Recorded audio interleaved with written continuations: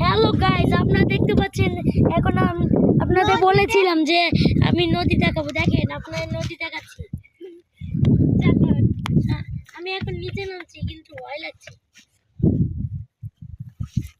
সাথে এবার তুমি বলো। হ্যালো, আমাদের ভাইয়া নামতে পারছে না তাই জন্য আমি বলছি। ভাইয়া নামতে পারছে না তাই জন্য আমি বলছি। তুমি তাড়াতাড়ি আস্তে আস্তে নামো, থামো।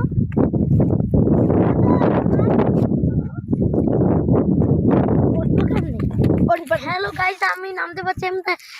নুসাতে আমার হাত দিয়ে নামিয়ে নিল। তাই আপনারা দেখতে পাচ্ছেন যে এখানে নদী অনেক অনেক বড়। ওই পাশে ইন্ডিয়া আছে। দেখেন এখানে একটা জঙ্গলে ভরা একটা দ্বীপ আছে।